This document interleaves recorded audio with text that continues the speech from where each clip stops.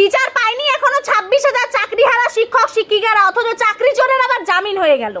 HS এর result বেরিয়েছে 3 মাস পেরিয়ে গেল, এখনো কোনো কলেজে কেন ভর্তি প্রক্রিয়া চালু হয়নি? ছাত্রছাত্রীরা কলেজে না পড়ে কি ঘুগনি চপের দোকান দেবে?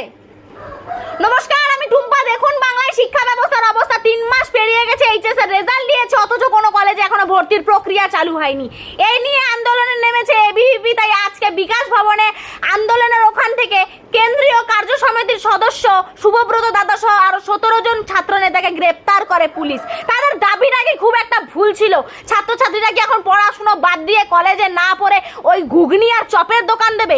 নাটক হচ্ছে, তামাশা হচ্ছে, বাংলাবাসী তামাশা দেখছে।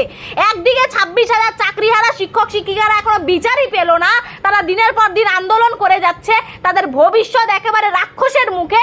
সেইখানে আবার সেই চাকরি চোর, যাকে ভদ্র ভাষায় বলে প্রাক্তন শিক্ষামন্ত্রী পার্থ চট্টোপাধ্যায়, তার নাকি জামিন হয়ে গেছে। এই হচ্ছে বাংলার শিক্ষা ব্যবস্থার অবস্থা। একবার দেখুন আর অনুমান করুন যে ছাত্রছাত্রীদের ভবিষ্যৎ উজ্জ্বল নাকি অন্ধকার।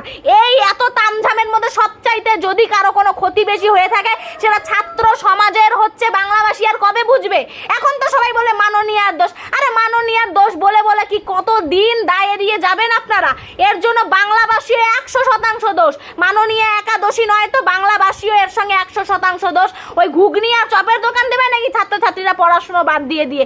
ওই এখন বড় বড় বুদ্ধিজীবী, বাতেলা দেওয়া বাঙালি, ওরা কেন এই বিষয়ে কথা বলে না যে 3 মাস পেরিয়ে গেল অথচ এখনো কোনো কলেজে ভর্তির প্রক্রিয়া চালু হয়নি? ইয়ার কি হচ্ছে?